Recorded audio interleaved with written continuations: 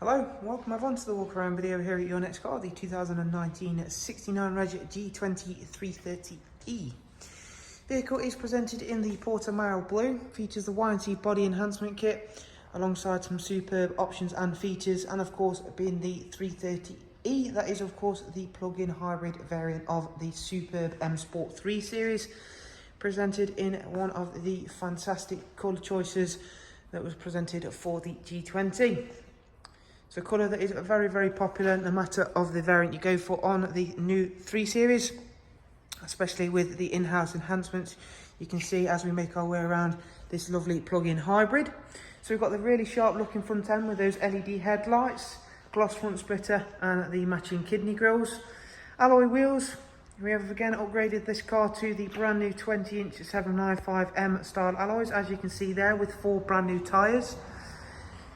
On the front wing then, what looks like a fuel filler cap will reveal where you'll charge this car up. I always like to refer to it and often think of it like your mobile phone in terms of charging a Edrive car. It is as simple as charging a mobile phone. You can even leave it on overnight like you do perhaps with your mobile phone.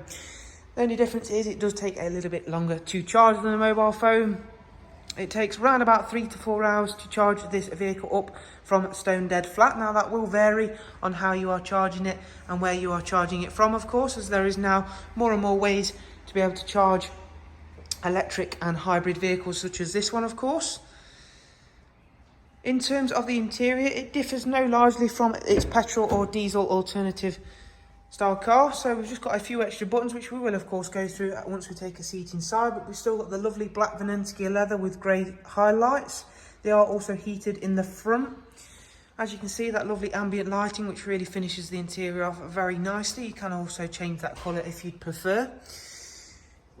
In terms of the rear seat arrangement, it is still a full 3-seat Isofix rear bench with the central folding armrest, as you can see on display there. Let's just pop that back into position. Despite having electric motors and batteries stored in this vehicle, there is no size difference between this and a petrol or diesel car. You've got automatic rear climate with 2 C-type USBs in the back, so again, rear passengers on longer journeys can charge up their own devices and you don't have to have tons of USB leads flying around everywhere.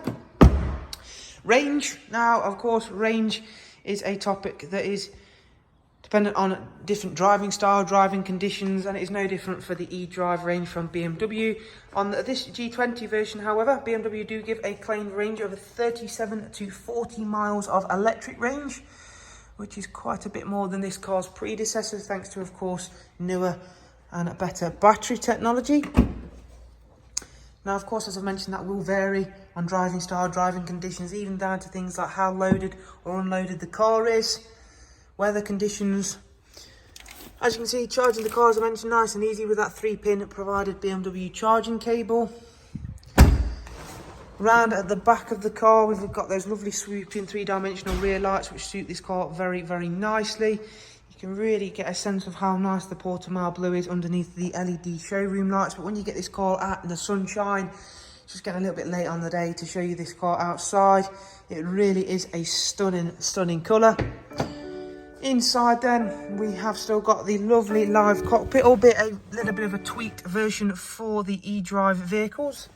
Let's shut the door and show you around this vehicle. Covered just over 15,000 miles. You may have just spotted that there before I turned the car on. That is now the car started, which does take a bit of getting used to, but once you are used to it, you can really enjoy that utter silence when driving around.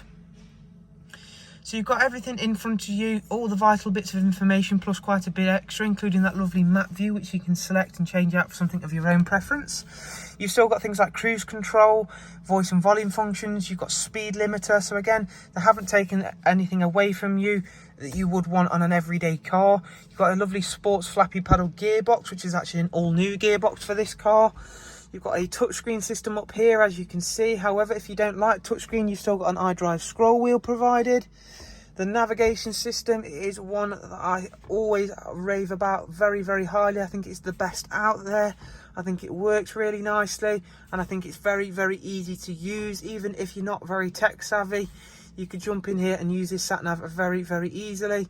You can see it's highlighting areas like the charging stations. If you click in there, you can find out more information, whether it's relevant to go to there in this car, if it's one that you have to pay to use, etc.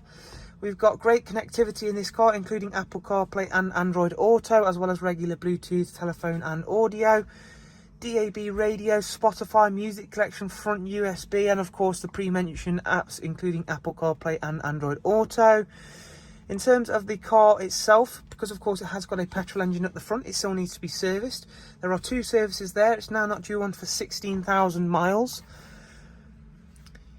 I think we've covered pretty much everything we can cover there, apart from the last little apps that I do like to show with this car. So Amazon Alexa, you've got eDrive Zone, which is very clever because it'll automatically put the car into its electric mode when you're entering selected urban areas. So very good should you find yourself coming into the congestion charge zones, or even an area where you perhaps live and you want to be considerate of others, or even be considerate to the environment. Very, very clever. I do like that.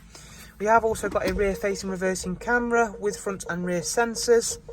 So again, they haven't moved anything away from this car that you would want. They've also added a very funky button. So if we press sport, click back, press sport again, we have an extra boost facility, which, as you can read there, maximum electric and combustion drive power for dynamic vehicle settings. And if you're a big child like me, anything that says extra boost on it, I do want it on my car. But in effect, what that is doing is that is giving you the best of both worlds, all wrapped up with the M Sport logo on it. So of course that's going to be the best of the best out there. And of course, when you've finished doing that sort of thing, you can turn it back off and relax back into the fact that you have still got a plug-in hybrid car. If you'd like to know more about this wonderful G20 330e, simply click the links that are available in the description. The top one will take you to our website, which you can see scrolling there in the background, or of course contact us directly. I'll also link that information below.